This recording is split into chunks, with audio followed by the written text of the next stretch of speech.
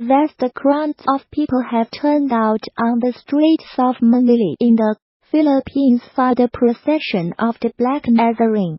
The annual event sees hundreds of thousands of people trying to catch a glimpse of the historic statue of Jesus of Nazareth.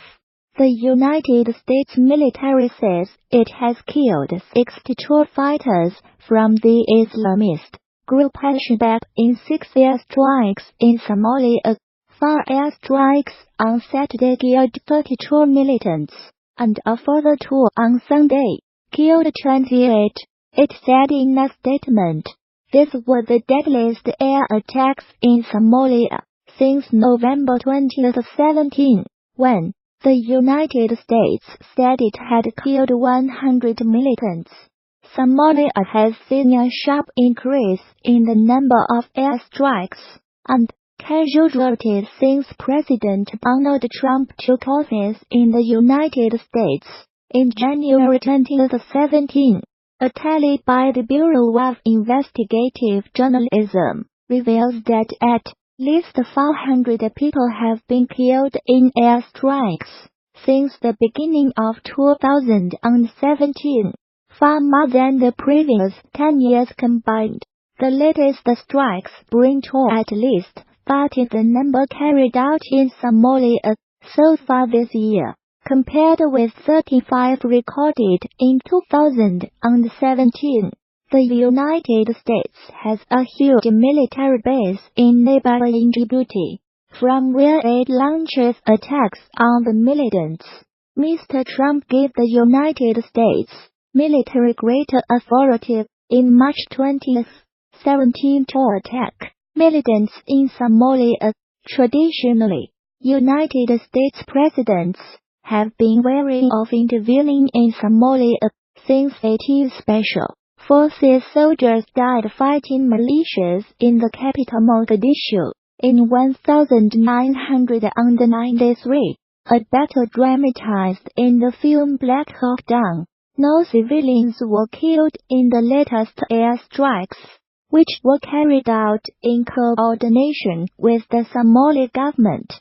The United States military said, alongside our Somali and international partners, we are committed to preventing Al-Shabaab from taking advantage of safe havens from which they can build capacity and attack the people of Somalia.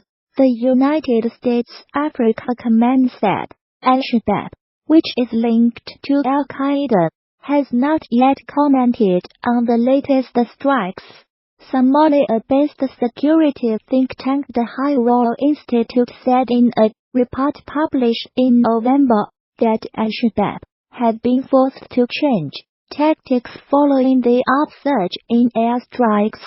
The institute said the group was now conducting fewer mass attacks on military bases, but attacks on government offices and businesses which refused to pay its taxes had increased markedly. The United States State Department, in its most recent report on terrorism, described Somalia as a terrorist safe haven, and said Al-Shabaab remained a threat. Despite suffering setbacks, the group retained control over large parts of the country, and the ability to carry out high-profile attacks using suicide bombers, explosive devices, mortars, and small arms. The report added, a popular tourist attraction has become the latest Chinese company to show solidarity with Huawei's chief finance officer, Meng Wanzhou, who was arrested in Canada on 1 December. Shannon Mountain Scenic Park in eastern Henan Province said it would waive the $9.40, 65 yuan ticket fee for anyone carrying a Huawei phone. Ms. Meng, who was given bail in Canada, faces extradition to the United States on charges of breaking Iran sanctions. Her case has upped tensions with China. U.S. Huawei phones shoot grand photos on the mountain, a notice on the Shannon Park's social media account said. We wish friends around the world who support Huawei success in bliss. The offer would last until 29 December, the South China Morning Post reported, but it was met with some criticism among China's social media users, who claimed it was discriminatory. Huawei phone owners are being offered other enticements too. They can get a 20% discount at a bar in Beijing. Seen in Beijing, bring a Huawei phone and get 20% off. Similar to this story, we covered yesterday https://QQXL1IYPQL Twitter.com Sokolov. End of Twitter post by @LuoXinji. At least one firm has threatened to penalize anyone buying Apple products. A few days ago, Manpada Shenzhen, based LED display manufacturer offered subsidies to any employees buying Huawei phones. It also pledged to fine anyone who bought an Apple iPhone. United States prosecutors alleged Ms. May 46 used a Huawei subsidiary called Skycom to evade sanctions on Iran between 2009 and 2014. They also allege she publicly misrepresented Skycom as being a separate company from Huawei, and that she deceived banks about the true relationship between the two companies. Ms. May, who is the daughter of Huawei's founder, has denied any wrongdoing and said she will contest the allegations. Life of Huawei's high-flying heiress.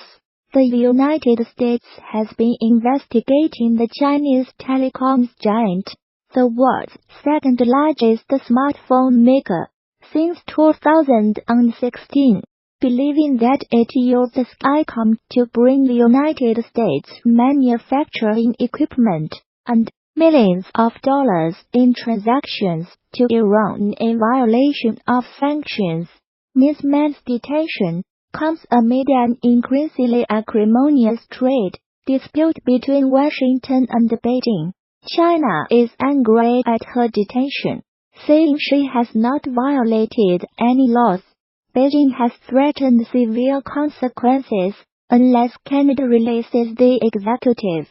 Since her arrest, 2 Canadians, a former diplomat and a businessman, have been detained in China on suspicion of harming national security. United States President Donald Trump said last week that he might intervene in the United States Justice Department's case against Ms. May if it would serve national security interests or help achieve a trade deal with China. If I think it's good for what will be certainly the largest trade deal ever made, which is a very important thing, what's good for national security, I would certainly intervene if I thought it was necessary, he told Reuters news agency. Canada reacted by urging Mr. Trump not to politicize the situation. Our extradition partners should not seek to politicize the extradition process or use it for ends other than the pursuit of justice, Foreign Minister Chrystia Freeland said. A popular tourist attraction has become the latest Chinese company to show solidarity with Huawei's chief finance officer, Meng Wanzhou, who was arrested in Canada on 1 December. Shannon Mountain Scenic Park in eastern Henan Province said it would waive the $9.40 65 yuan ticket fee for anyone carrying a Huawei phone. Ms. May, who was given bail in Canada, faces extradition to the United States on charges of breaking Iran sanctions. Her case has upped tensions with China. U.S. Huawei phones shoot grand photos on the mountain. A notice on the Shannon Park's social media account said, "We wish friends around the world who support Huawei success in bliss." The offer would last until 29 December, the South China Morning Post reported, but it was met with some criticism among China's social media users, who claimed it was discriminatory. Huawei phone owners are being offered other enticements too. They can get a 20% discount at a bar in Beijing. Seen in Beijing, bring a Huawei phone and get 20% off. Similar to this story, we covered yesterday https t CoQXL1IYPQL pic Twitter, com Sokolov.